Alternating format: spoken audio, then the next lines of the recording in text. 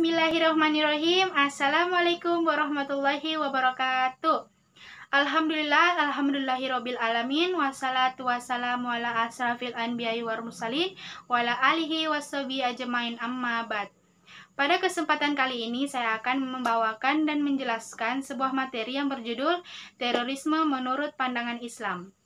Adapun garis besar dalam pembahasan di kesempatan kali ini, yang pertama yaitu pengertian terorisme, yang kedua ciri-ciri terorisme, yang ketiga bentuk-bentuk terorisme, yang keempat sasaran terorisme, dan yang kelima terorisme dalam pandangan Islam. Terorisme dalam pandangan Islam itu terbagi menjadi 3 bagian, yaitu terorisme dalam Al-Quran, terorisme dalam riwayat, dan pandangan ulama terhadap terorisme. Untuk mengetahui video ini lebih lanjut, mari kita simak video selanjutnya. Jadi, pengertian terorisme dalam terminologi yang sederhana, definisi teroris adalah suatu atau lebih orang yang melakukan teror, sedangkan terorisme adalah suatu paham yang dianut seseorang atau lebih atau organisasi untuk menggunakan teror. Sedangkan menurut Ensiklopedia Indonesia tahun 2000, terorisme adalah kekerasan atau ancaman kekerasan yang diperhitungkan sedemikian rupa untuk menciptakan suasana ketakutan dan bahaya dengan maksud menarik perhatian nasional atau internasional terhadap suatu aksi maupun tuntutan. Yang kedua yaitu ciri-ciri terorisme. Yang pertama, organisasi yang baik, berdisiplin tinggi, dan militan. Yang kedua, mempunyai tujuan politik, ideologi, tetapi melakukan kejahatan kriminal untuk mencapai tujuan. Yang ketiga, tidak mengindahkan norma-norma universal yang berlaku seperti agama, hukum, dan HAM. Yang keempat, memilih sasaran yang menimbulkan efek psikologis yang tinggi untuk menimbulkan rasa takut dan mendapatkan publikasi yang luas. Yang ketiga yaitu bentuk-bentuk terorisme. Bentuk-bentuk terorisme terbagi menjadi 2 bagian.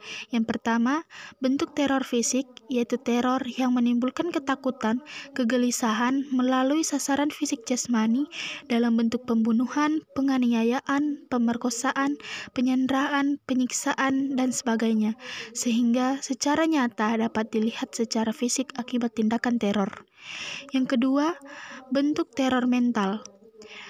Teror yang menggunakan segala macam cara yang bisa menimbulkan ketakutan dan kegelisahan tanpa harus menyakiti jasmani korban, yaitu psikologi korban sebagai sasaran, yang pada tingkat tertentu dapat menimbulkan tekanan batin yang luar biasa, akibatnya bisa gila, bunuh diri, putus asa, dan sebagainya. Selanjutnya, yaitu yang keempat, sasaran terorisme. Sasaran terorisme terbagi menjadi 2 macam. Yang pertama, terorisme nasional, yaitu teror yang ditujukan kepada pihak-pihak yang ada pada suatu wilayah dan kekuasaan negara tertentu, yang dapat berupa pemberontakan bersenjata, pengacauan stabilitas nasional, dan gangguan keamanan nasional. Yang kedua, teror internasional, yaitu tindakan teror yang ditujukan kepada bangsa atau negara lain di luar kawasan negara yang didiami oleh teroris. Selanjutnya, terorisme menurut pandangan Islam. Islam tidak pernah memerintahkan manusia untuk berbuat keji. Bahkan, sebenarnya Islam melarang manusia untuk berbuat keji. Banyak orang yang mengaku bahwa mereka membela Islam, menegak hukum Islam, dan lain sebagainya. Akan tetapi, semua ini tidak benar. Mereka hanya mengada-ngada sebagai topeng keburukan mereka, sebagai pembenaran atas perbuatan keji mereka. Al-Quran sudah mengingatkan manusia akan hal ini seperti yang tertulis pada ayat berikut ini. A'udzu billahi minasyaitonir rajim. Bismillahirrahmanirrahim. Wa iza fa'alu fahishatan falu wajadna 'alaiha aba'ana wallahu amarna biha Qul innallaha la ya'muru bil fahsya ataquluna 'alallahi ma la ta'lamun. Shadaqallahul azim. Yang artinya, dan apabila mereka melakukan perbuatan keji, mereka berkata, kami mendapati nenek moyang kami mengerjakan yang demikian itu, dan Allah menyuruh kami mengerjakannya.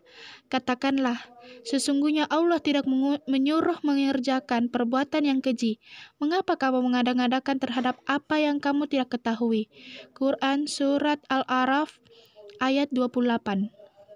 Dalam ayat ini, Allah Subhanahu wa Ta'ala mengingatkan kita akan orang-orang munafik yang mengatasnamakan Islam sebagai topeng kebohongan mereka. Mereka lebih mempercayai pemimpin-pemimpin mereka, hadis-hadis palsu mereka, dan terjemahan Al-Quran yang palsu daripada jiwa dan semangat Islam yang sebenarnya sudah tertulis dalam Al-Quran yang asli. Selanjutnya yaitu teroris dalam riwayat. Sebagian istilah yang terkandung dalam riwayat-riwayat yang berkaitan dengan permasalahan terorisme yaitu: pertama, fatik, membunuh, menyerang, atau menyergap. Guna menjelaskan akad keterkaitan istilah ini dengan istilah terorisme, semula kita akan menyebutkan ucapan beberapa ahli bahasa dan kemudian kita pun akan membawa beberapa riwayat yang berkaitan dengan permasalahan ini. Yang kedua, gilah atau ikhtial.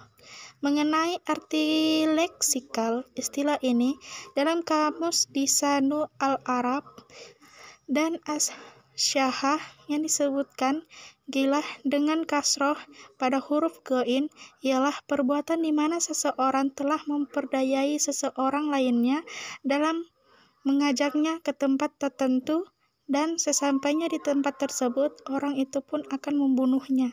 Dalam kamus lain juga disebutkan, gilah adalah menyerang dan membunuh seseorang saat orang tersebut sedang lalai.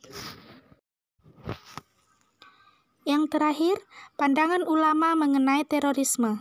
Sebagian ulama dan fuqaha mengatakan bahwa istilah muharabah dan fasad fil al-ard merupakan dua istilah yang sepadan dengan istilah terorisme.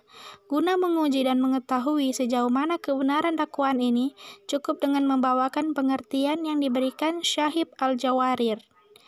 Karena definisi-definisi yang diberikan para ulama terkait dua istilah ini tidak terdapat pembedaan yang mendasar.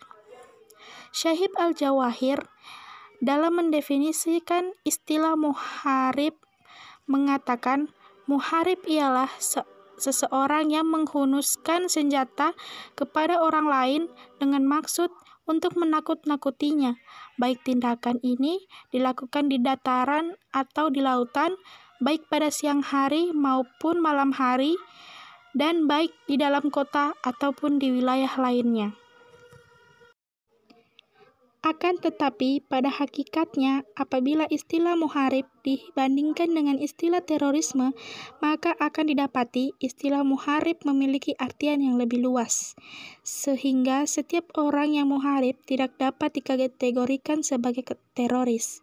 Tentunya, terorisme dengan definisi dan arti sebagaimana yang disebutkan dalam pembahasan di atas. Baik, itulah penjelasan singkat dari saya mengenai pengertian dari terorisme, ciri-ciri terorisme, dan bentuk-bentuk terorisme, dan yang lainnya, bahwa terorisme adalah kekerasan atau ancaman kekerasan yang diperhitungkan sedemikian rupa untuk menciptakan rasa ketakutan dan bahaya untuk menarik perhatian nasional, internasional terhadap suatu aksi maupun tuntutan. Adapun ciri-ciri dari terorisme yaitu memiliki organisasi yang baik, memiliki disiplin yang sangat tinggi, memiliki tujuan politik, ideologi, namun dalam melakukan suatu kejahatan kriminal dan mereka tidak didasari oleh norma-norma yang berlaku seperti norma agama, hukum, dan HAM, dan yang lain sebagainya. Mungkin itu saja pemaparan singkat dari saya. Jika ada kesalahan kata maupun kesalahan dari isi video ini, mohon dimaafkan. Wabillahi taufiq walhidayah. Wassalamualaikum warahmatullahi wabarakatuh.